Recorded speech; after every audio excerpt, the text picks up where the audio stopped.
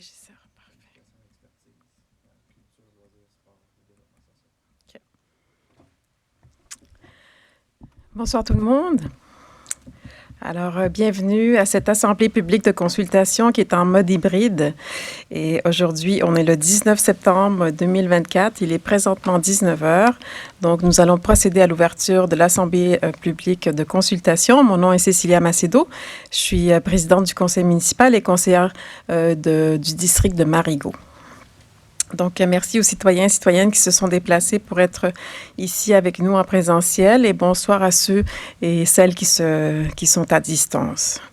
Ce soir, nous avons un seul dossier à l'ordre du jour, soit le PP 2024-12, à l'effet d'autoriser un projet particulier de construction, de modification ou d'occupation d'un immeuble, donc un PPC-moi, sur la rue Labelle, à l'intersection de la rue d'Orly. Je vais vous présenter le déroulement de la rencontre. Il y aura une présentation et vous pourrez après faire vos questions, que ce soit en ligne ou en présentiel. Je prendrai des questions en alternance. Maintenant, je vais vous présenter les personnes qui sont avec nous ce soir, les professionnels qui vont vous présenter le projet et à qui vous pourrez vous poser vos questions. Il y a M. Thierry Basque-Gravel qui est en ligne, conseiller professionnel du service de l'urbanisme. M. Guillaume Longchamp qui est... Bonjour, comment ça va? Monsieur Guillaume Longchamp, conseiller professionnel aussi du service de l'urbanisme, et Madame Anne-Sophie Gagnon du service CLSDS. Donc, sans plus tarder, je vais donner la parole à M. Thierry Basque-Gravel qui va nous présenter la présentation.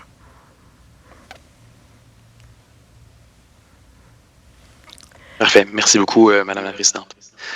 Donc, ça me fait extrêmement plaisir d'être avec vous ce soir pour vous présenter le PP 2024-12, donc un projet de résolution qui vise à autoriser sur 4 lots situés en bordure de la rue Labelle, à l'intersection de la rue d'Orly, un nouveau projet. Donc, débutons. Donc, vous voyez le plan de localisation. Donc, c'est un projet qui se situe tout près de la station de métro Cartier, dans le sud de Laval, dans le district de Marigot, qui est entre le district de Laval-des-Rapides et de Pont-Viau. Les 4 lots dont il est question sont entourés par un encadré jaune ici à l'écran. Donc, on voit le boulevard des Laurentides qui est à l'est, la station de métro Cartier qui est au nord, le secteur d'habitation unifamiliale qui est plus au sud et une habitation multifamiliale là, à l'ouest. Il y a un secteur aussi d'habitation un peu plus à l'ouest. Donc, c'est ce qui entoure le site. On vous présente ici des photos. Donc, les photos datent de quelques semaines déjà. C'était au moment où le terrain était vacant. Il n'y avait aucune construction sur le terrain. Donc, la première photo à gauche, là, on est vraiment de l'intersection des Laurentides, Labelle. La deuxième, on est à l'intersection de Labelle et d'Orly. On voit vraiment que le terrain était vide. Récemment, les aménagements ont commencé sur le terrain. Donc, à gauche, on voit là, toujours la même intersection Labelle et d'Orly. On voit que les aménagements ont commencé. On voit également un bureau de vente un peu plus loin qui est sur le terrain adjacent. Et la photo de droite, on est sur la rue d'Orly. On voit l'entrée pour les véhicules qui a été aménagée pour faciliter l'aménagement du site. Donc, vous allez voir tout à l'heure sur le plan qui va être montré plus en détail. Ça, c'est des photos qui datent de cette semaine. Donc, déjà, l'aménagement avance. La première photo, on est sur la rue Labelle. La deuxième, on est sur la rue d'Orly. Donc, on voit l'ensemble des aménagements qu'on va décrire un petit peu plus tard. Et ces 2 dernières photos sont sur Labelle encore. Donc, on voit la photo de gauche. Il y a un conteneur qui fait partie de l'aménagement du site. Et l'autre photo de la rue Labelle, là, on voit l'intégration avec les autres bâtiments voisins. Ah, et il y avait une dernière photo. Donc, c'est une photo vraiment qui donne sur la rue Labelle. On voit le reste de l'aménagement du site. Donc, on est allé directement aux photos, mais peut-être une petite mise en contexte de la demande. Donc, depuis mars 2022, mais la Ville de Laval accompagne l'organisme à but non lucratif Village urbain et le Conseil régional de l'environnement, la CRE, qui portent conjointement là, le projet Village vert. En avril 2023, la Ville a réservé un de ses terrains de façon temporaire. C'est le 1 boulevard des Laurentides qui se situe de l'autre côté du boulevard des Laurentides pour ce projet mix Village vert de type cohabitat abordable qui comprendra environ 150 logements ainsi que d'autres usages comme des usages commerciaux et de bureaux. L'organisme Village urbain a également obtenu un financement de la SCHL pour développer un prototype de logement intergénérationnel en cohabitat. Et ce prototype est proposé sur le site du projet transitoire Oasis Quartier, le projet qu'on présente aujourd'hui, jusqu'à l'arrivée du projet permanent Village vert qui, lui, aura lieu sur l'autre terrain, sur le 1 boulevard des Laurentides. On pourra revenir sur le contexte, si vous voulez, à la période de questions. Donc, on présente le projet. Le projet que vous voyez ici sur l'image de droite consiste à autoriser un usage temporaire. Donc, l'usage se nomme événement spécial d'espace récréatif extérieur et de démonstration de logement intergénérationnel. C'est très précis.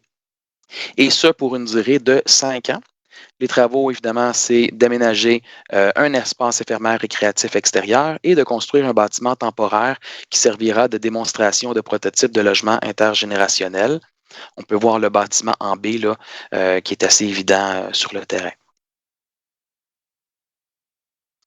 Donc ici, une vue à vol d'oiseau du site. Vous reconnaîtrez les rues Labelle en haut et la rue d'Orly à gauche. Donc on voit bien le bâtiment temporaire avec la pastille B, la scène qui permettra à plusieurs artistes de se produire. Et remarquez que la scène est orientée vers le métro quartier et non vers les quartiers d'habitation et qui profite là, de la présence du bâtiment temporaire également là, pour bloquer le bruit. Il y a une zone de danse qui est au centre, la zone F, un escalier tout près du bâtiment, un conteneur avec terrasse au-dessus avec la pastille I. Il est possible que la terrasse arrive dans un second temps qui ne soit pas aménagée cette année par contre. Il y a une zone de restauration avec la pastille J, donc des camions de cuisine de rue. Et avec la pastille E, il y a la zone sportive qui ne sera pas nécessairement aménagée cette année non plus, mais peut-être par la suite. Et finalement, une zone d'exposition artistique, donc les panneaux d'affichage qu'on a vus tout à l'heure sur les illustrations avec la pastille D. On vous montre ici une perspective qui a été produite par Village urbain. Donc, on voit la scène, on voit le bâtiment temporaire prototype où sera le prototype de logement intergénérationnel. En gris, au fond, c'est les bâtiments multifamiliales déjà existants. Donc, on voit bien l'ambiance qui cherche à être créée pour le site. Ici, une deuxième perspective. Donc, on est au coin des rues Labelle et d'Orly. On voit la zone d'exposition artistique, encore une fois, le bâtiment temporaire, les camions de cuisine de rue. Donc, encore une fois, on voit un peu l'ambiance qui sera donnée au site. Ici, le bâtiment lui-même, donc si vous voyez les modules B, les deux modules B en haut, c'est à cet endroit-là qu'il y aurait l'aménagement d'un logement intergénérationnel de prototype. Et dans les deux cellules A, ce serait plutôt un kiosque d'information avec salle de bain, bureau. Vous remarquerez qu'il y a aussi une terrasse avec la pastille D qui est aménagée à même le bâtiment. Et avec la pastille E, c'est un couloir en dessous. Donc, c'est un bâtiment multifonctionnel finalement. Évidemment, il y a une analyse de conformité au règlement qui a été faite préalablement. Donc, on vous présente aujourd'hui un résumé de cette analyse-là.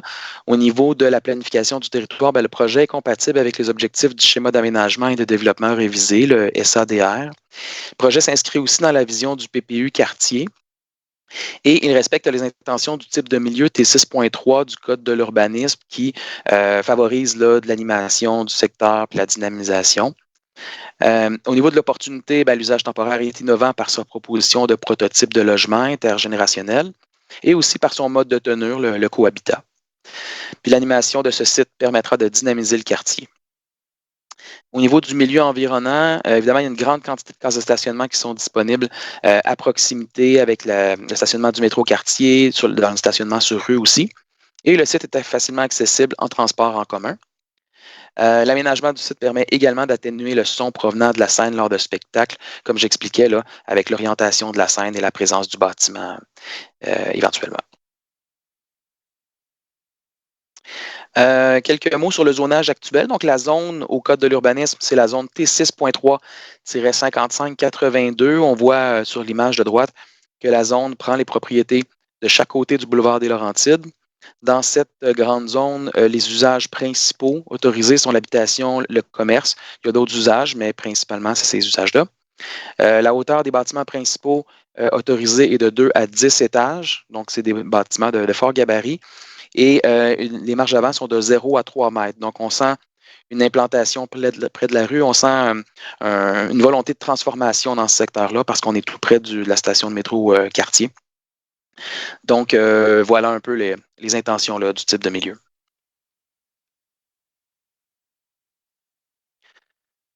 Donc, évidemment, le projet nécessite certaines dérogations au Code de l'urbanisme, comme c'est un projet temporaire.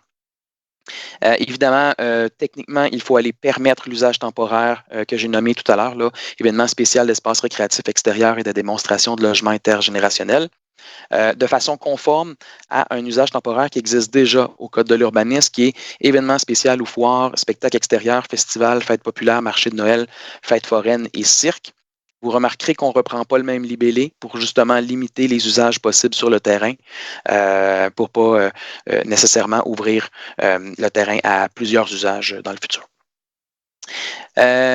On souhaite également permettre cet usage temporaire à 0 mètre d'une ligne latérale ou arrière de terrain au lieu de 3 mètres pour permettre plus de flexibilité dans l'aménagement du terrain.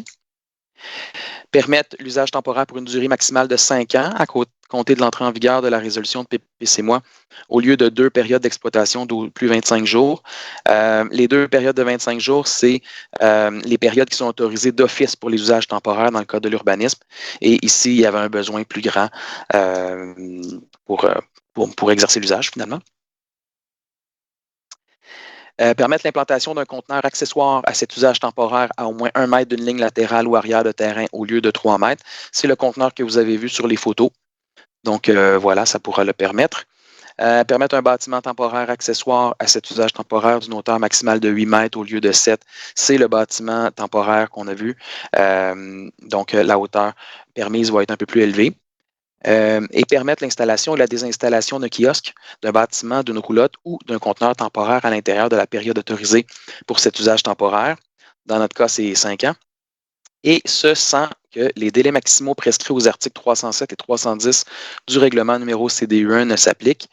Les délais dont il est question là, à 307 et 310, c'est des délais de 15 jours pour l'installation et la désinstallation. Au fond, cette disposition-là vient dire qu'il n'y aura pas de délai d'installation ou des installations qui va être applicable pour permettre justement plus de flexibilité à l'organisme là, pour faire les changements sur le site. Ensuite, permettre l'architecture des bâtiments, l'aménagement du terrain, l'aménagement du stationnement et l'affichage pour l'exercice de cet usage sans que les dispositions relatives à ces travaux des titres 5 et 7 du règlement numéro CDU1 ne s'appliquent. Ça également, c'était pour donner de la flexibilité. Je vous donne un exemple. Dans l'affichage, le nombre de panneaux d'affichage qui sont présents sur le site dérogerait parce qu'évidemment, les normes d'affichage sont prévues dans le Code de l'urbanisme pour des projets permanents. Là. Donc, ne sont pas appropriés, on pourrait dire, pour un projet temporaire. Donc, en nommant ces éléments-là, ça permet plus de flexibilité réglementaire sur certaines dispositions dans ces titres-là qui venaient causer problème. Et finalement, permettre l'aménagement d'une surface carrossable sur une superficie de 250 mètres carrés ou plus pour l'exercice de cet usage temporaire sans être assujetti à la procédure relative au PIA de la section 3 du chapitre 1 du titre 8 du règlement numéro CDU1, PIA grande artère. Finalement, il faut comprendre que tout projet permanent sur ce site-là serait assujetti au PIA grandes artères. Le déclencheur, c'est le fait d'aménager une surface carrossable de plus de 250 mètres carrés. Donc ici, on vient permettre à ce projet temporaire de ne pas être assujetti au PIA, même s'il y a une surface de plus de 250 mètres carrés. Donc, c'est tout ce que vient dire cette disposition-là, finalement. Donc voilà, nous sommes déjà rendus aux prochaines étapes. Donc, en ce qui concerne les prochaines étapes, il y aura une consultation écrite, comme le fait la Ville à chaque consultation pour les 15 prochains jours, donc jusqu'au 4 octobre prochain. Les préoccupations seront évidemment transmises aux élus s'il y a des préoccupations qui sont émises pendant la consultation publique ou pendant la consultation écrite. L'adoption du second projet de résolution aurait lieu le 23 octobre. Suivrait la publication du rapport de consultation et la décision du comité exécutif.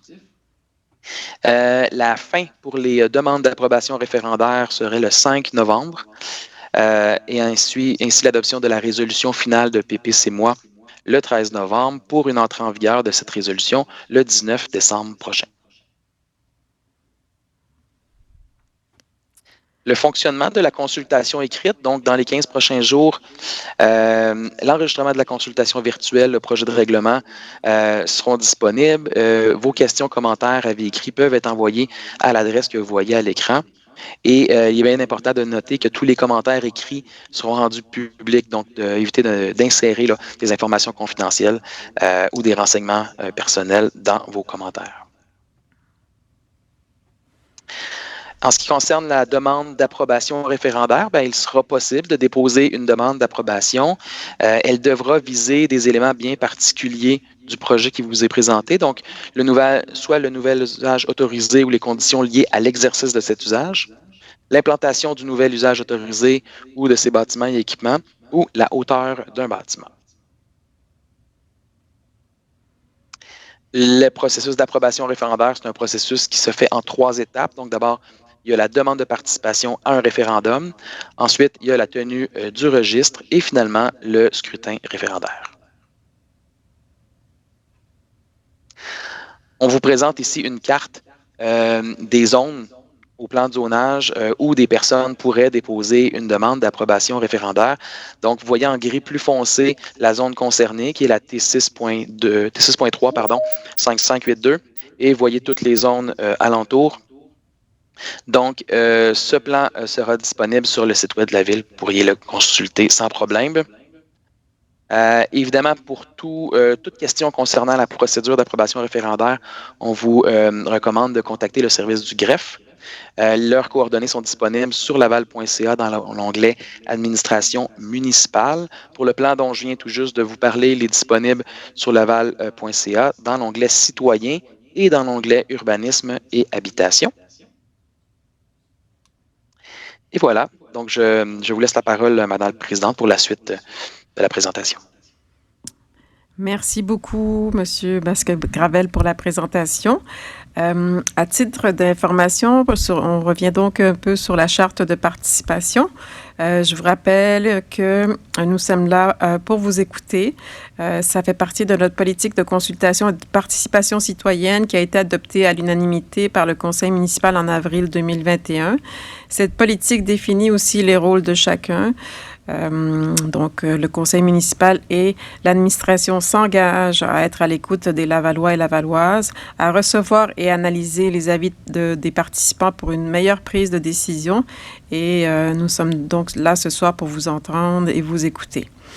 Donc, nous sommes rendus maintenant à la période des questions des citoyens et citoyennes. Si vous avez une question à poser, je vous inviterai à vous nommer et donner votre adresse.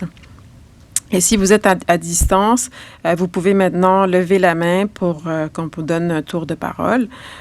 Donc, pour le moment, tout est éteint, mais dès qu'on prendra la parole, donc je veux voir tout d'abord si en présentiel, il y a quelqu'un qui aurait une question. Je ne vois personne au micro. Donc, est-ce qu'en virtuel, on a une demande, on a une question en ligne? Donc, en présentiel, je ne vois pas de personnes qui auraient des questions. Ça va? Parfait. Donc, tout était clair. En ligne non plus, je ne vois personne qui lève la main. Je vais donne encore quelques instants. Je pense que c'est bon, c'était clair. Merci beaucoup, Monsieur Basque-Gravel, Monsieur Longchamp. Avec plaisir. Gagnon, merci. Donc, on vous a donné l'adresse. Je la répète, assemblée.urbanisme@laval.ca. Vous avez 15 jours pour nous faire parvenir vos commentaires. Et voilà, je remercie toutes les équipes, l'équipe technique, et merci de vous être déplacés pour cette consultation. Bonne soirée tout le monde. À bientôt. Merci.